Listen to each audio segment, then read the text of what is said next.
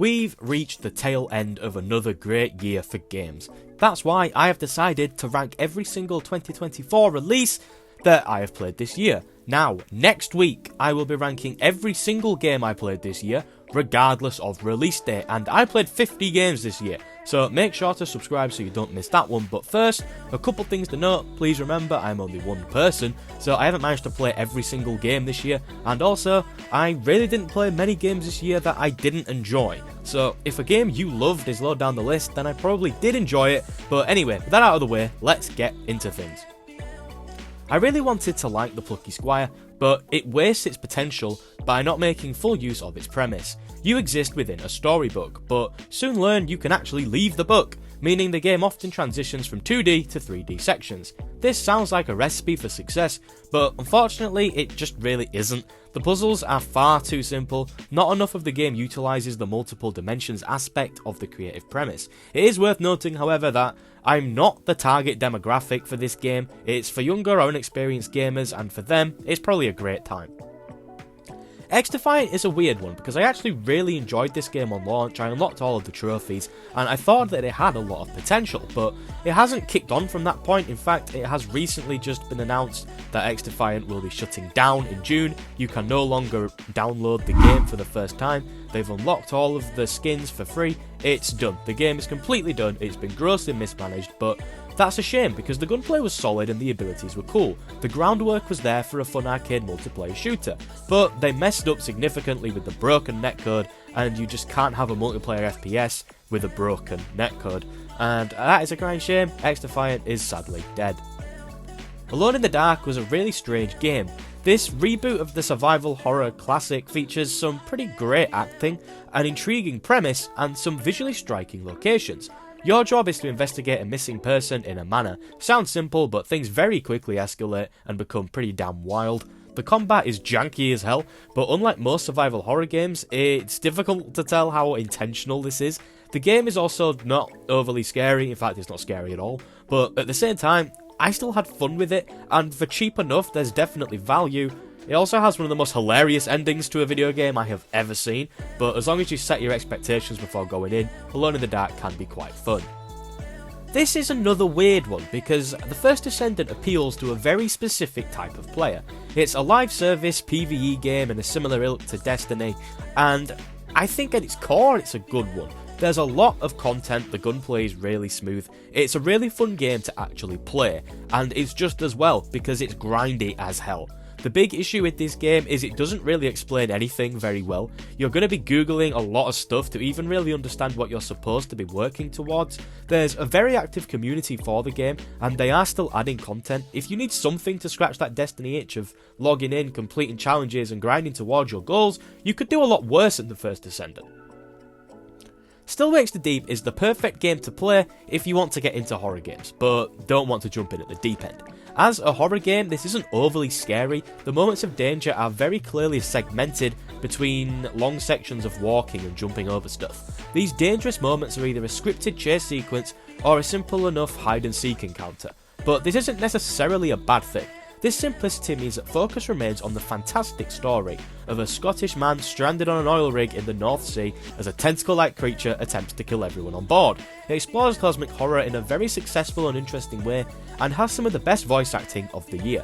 The game is too expensive at full price, but if you can get it cheap enough on Game Pass, it's definitely worth playing. For some reason, I kind of bounced off the first Hellblade. I appreciated what it did, but wasn't overly keen on the game side of things. This is why it's incredibly strange that I'm part of the minority that actually had more fun with Hellblade 2. As a sensory experience, this game is unmatched in this industry. The game just has to be played with a headset. The spatial audio creates a unique experience. The story is really good, both on a personal scale and a grander scale. The combat feels desperate and gruesome. It's not very long, and I don't actually think it's too different from the first game, and it doesn't do anything special other than the audio. But I still enjoyed Hellblade 2. This was the most annoying game I played this year. I love the Life is Strange series, and I was giving Deck 9 the benefit of the doubt with this one, and for a little bit, I thought they were absolutely cooking. The first 3 chapters of this game are fantastic. There's a brilliant mystery going on, so many narrative threads intertwining together that I was excited to see where it was going to go, but the final 2 chapters felt ripped straight from a different game. Characters completely change personality seemingly overnight, plot threads from earlier chapters are suddenly completely forgotten about, with zero continuation, they're just not brought up again, and the game then decides to piss in the face of what Life is Strange is about by MCUifying everything, and ending with an incredibly poor attempt at sequel baiting. The game is only this high up on the list because a good 60% of the game is actually fantastic, but it should have been a special game, and it threw that chance away. Animal Well took the gaming world by storm for around a week, and whilst the Metroidvania genre isn't particularly one of my favourites, I still appreciated the creativity on show in this game. The items you find often have multiple uses, and experimentation is the aim of the game. You have to think outside the box to progress in most instances, and it works. The atmosphere is also fantastic, the art style is nostalgic, and the boss fights are great fun. Animal Well is a very short game, but it's still a damn good time, especially if you like Metroidvanias more than I do. This might be cheating, as you could argue it released last year, however, its full release was officially this year, so I'm counting it, and it's also my video, so shush. I was wary of how the Outlast formula would translate into multiplayer, but to my surprise, it actually works, and it works well. There isn't a whole host of main content, but they switch up the weekly content, well, weekly, so there's always something to do. The fear factor is obviously diluted with a shift to cooperative play, but it still has creepy moments. My biggest complaint is that the progression is far too slow. By the time you feel like you've done all you want to do, you'll have barely unlocked any of the perks. If they were easier to earn, then the game would have some much needed variety. That aside, there's no other game doing what the Outlast Trials is doing, at least not as well as this. I'd checked out of COD the past few years, the series had stopped being fun for me, but with Treyarch being my favourite COD developer, I decided to give the series one last chance. And Treyarch delivered. The campaign is really good, I know that's not Treyarch, but again, shush. I don't think it's the cinematic masterpiece that it's being declared as, but it's got an enjoyable story, fresh level design, and brilliant set pieces. It's a good time and I enjoyed it. The multiplayer is definitely not for everyone, which is weird because that's kind of the thing COD is known for being, but I've played a ton of the multiplayer and I've had fun. Mastering the movement is something I don't care to do, but there's a high skill ceiling if that's something you want to get into. The gunplay is very solid and the game is incredibly fast paced. I haven't played as much of the zombies as I would have liked. Black Ops 3 was the last zombies mode I sunk a lot of time into, and a lot of stuff has changed since then, but I've still had fun with it. 2 maps on launch and further maps coming out, currently 3 I believe, mean zombies fans have a lot of content. COD has tailed off in recent years, and I'm not going to pretend that Black Ops 6 brings the series back to its glory days, but it has delivered a strong multiplayer shooter with an enjoyable campaign and a fun zombies mode, and that's good enough for me. This game surprised everyone by actually being good. I don't think it's quite as good as everybody keeps saying it is, but I enjoyed it. The game looks stunning. This story is a classic Indiana Jones tale, with brilliant characters, a fantastic villain who serves as the perfect foil, and plenty of set pieces. The game being first person still feels a little weird to me, as I think sometimes it works and sometimes it doesn't. It makes a lot of the spaces, notably the tombs, much more immersive, but I feel the general exploration and combat is quite clunky. Sometimes the combat clicks, but I didn't really jive with it too much, at least not as much as everyone else seems to have, but as an experience, the Great Circle is a great time, and a borderline must play for any Indiana Jones fan. Stellar Blade is awesome, man. The combat is unbelievable. It's stylistic, it's snappy, responsive, it's all around brilliant. Fighting things just generally doesn't get boring in this game, with the boss fights also being fantastic in scale. The game isn't overly difficult until around the end, but you still can't steamroll through on autopilot. This is perfect for me. It's perfect video game difficulty. The game does have issues though. The story is absolute dog water, with some of the worst voice acting I have actually ever seen in a game of this size. The world has a lot of cool lore to it, but visually a lot of it looks very similar. I think Stellar Blade is a really good game, it's an easy game to recommend to somebody, but it annoys me that it was so close to being something truly special, yet failed to be.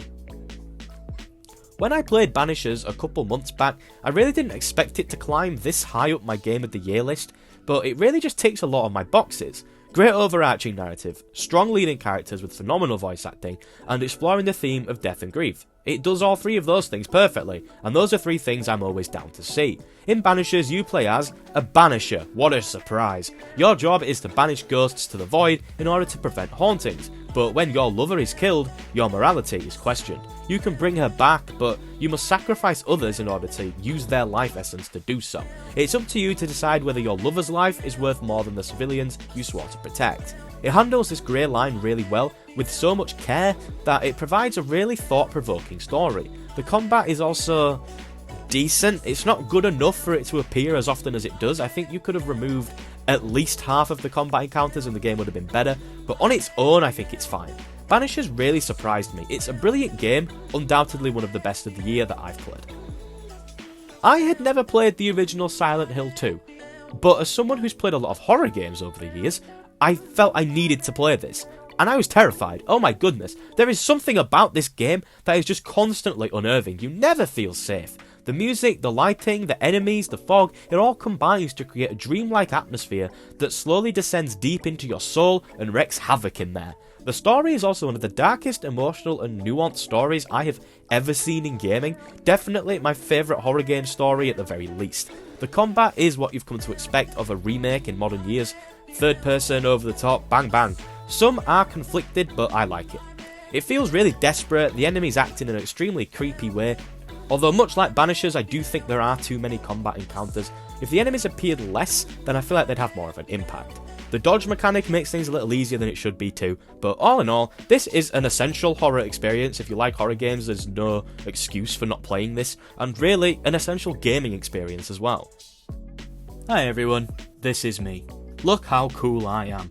Just wanted to take a quick break from the video to say that if you're enjoying the content, then to please check out some of the other videos on the channel if they look interesting to you. You'd be doing yourself a favour if you really think about it. I even have a playlist with some of my best videos, so they're easy viewing.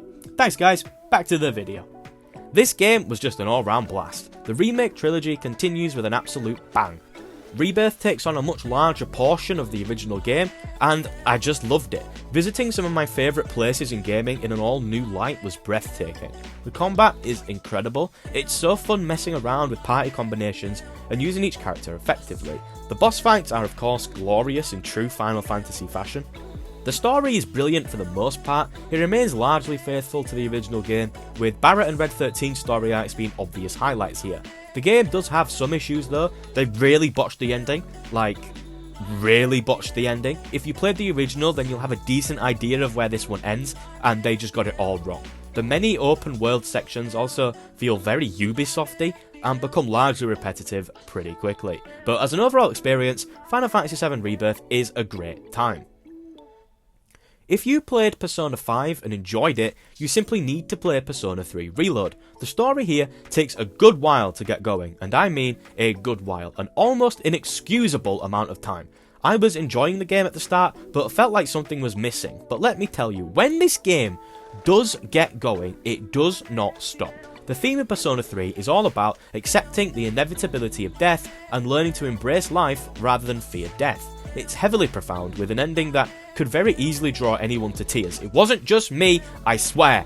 The supporting cast are exceptional, everybody has their own relationship with death, and watching each character come to terms with it is heartwarming.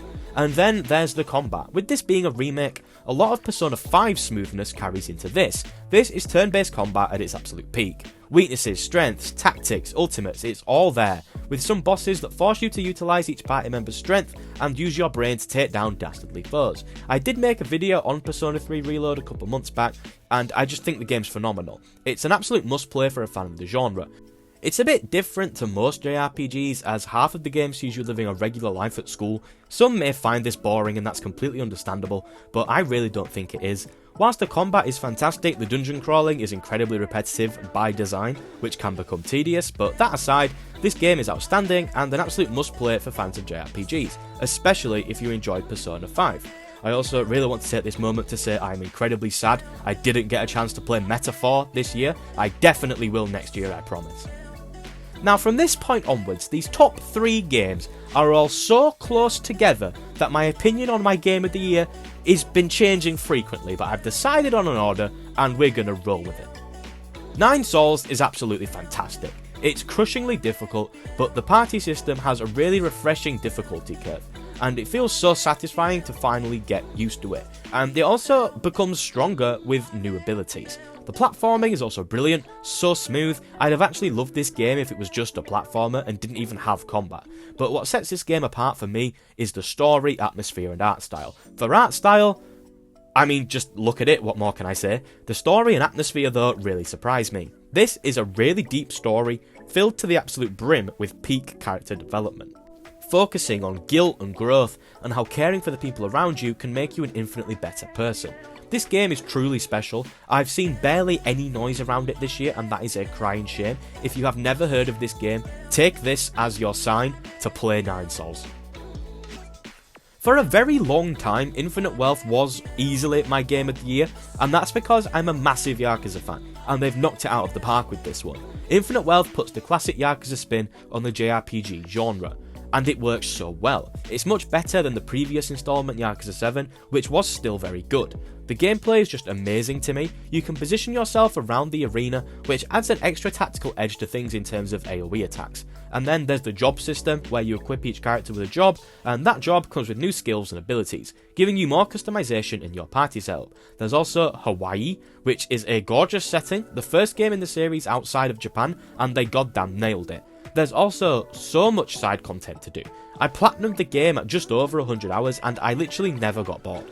There's an Animal Crossing style minigame that is fully fleshed out and could easily take 20 hours to complete, and there's a Pokemon style minigame where you collect people and face off against other trainers who also collect people. It's so dumb, but it works. The story is the only area where I feel this game falters. It starts off strong and the middle portion is fantastic, but it really tails off towards the end, with far too many characters not getting enough screen time, and Ichiban not developing enough and seeming like a cartoon character. The main issue for newcomers is that it is a terrible game to jump into the series with, but the Yakuza series is fantastic, so just play them all in my opinion. I made a full 20-minute video on this game earlier in the year, so I'll leave this section here, but it's a fantastic game nonetheless.